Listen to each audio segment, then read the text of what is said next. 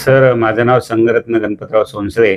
मी महानगरपालिकेमध्ये कार्यकारी अभियंता या पदावर कार्यरत आहे. 2 मे 2024 रोजी मला सकाळी अचानक 5:30 वाजता छातीमध्ये दुखायला लागलं. छातीमध्ये वेदना होत असल्यामुळं मी तात्काळ लोटस दवाखान्यामध्ये गेलो. त्या लोटस दवाखान्यामध्ये अँजिओग्राफी केली आणि 2 ब्लॉकेजेस आहे असं सांगितलं. लगेचच इमिडिएटली डॉक्टरनं अँजिओप्लास्टी करणं आवश्यक आहे म्हटले. त्यामुळे एका ब्लॉकेजेसमध्ये स्टेंट टाकली आणि दुसरं 60-70% होते तसंच ठेवलं. काही दिवसानंतर मी गोदावरी प्रजावाणी पेपर्समध्ये एक बातमी ऐकली की विना ऑपरेशन्स हार्टवर सर्जरी करण्यात येते आणि नेमकं पत्ता कुठला आहे असं विचारला असता मला लगेच पत्ता आढळून आला, दत्तकृपा ECP सेंटर.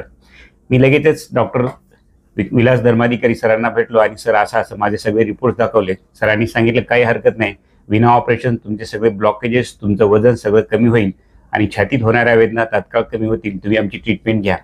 डॉक्टरच्या सल्ल्यानुसार मी लगेच इथे ॲडमिट झालो. सरांनी मला 40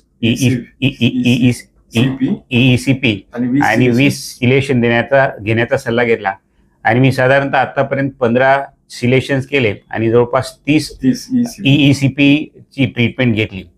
त्यामुळं माझं वजन पण साधारणतः 4 किलोने कमी झालंय आणि छातीत होणारा तो त्रास आहे तो पण कमी झाला. लगेचच मी 2D इको आणि त्यानंतर ट्रेडमिल टेस्ट केली, TMT टेस्ट केली. ट्रीटमेंटच्या अगोदरची आहे, ट्रीटमेंटच्या नंतर कितीपर्यंत वाढलं? मग माझं पूर्वीचं हृदयाचं पंपिंग साधारणतः 30-35% होतं, पण ह्या ट्रीटमेंट नंतर साधारणतः आता 50%चा रिपोर्ट झालेला आहे आणि काही दिवसात निश्चितच तो 60% आहे. धन्यवाद. ट्रीटमेंट के बाद मैं तो 4 मंजिला नहीं चढ़ सकता था, लेकिन ट्रीटमेंट के बाद अभी तो मैं बिना कोई थकावट 4 मंजिले चढ़ सकता हूँ. दूसरे लोगों को क्या सलाह देंगे सर, इस तरह की जो परेशानी में भी है? मैं लोगों को ये सलाह दूंगा कि बिना ऑपरेशन अगर आपका छाती का ट्रीटमेंट करने का हार्ट का, तो जरूर आके डॉक्टर विलास धर्माधिकारी सर को मिलिए, उनसे सलाह लीजिए. ECP और चेलेशन दोनों मेथड अप्लाइए, तो खुद ब खुद आपको रिजल्ट मिल जाएगा.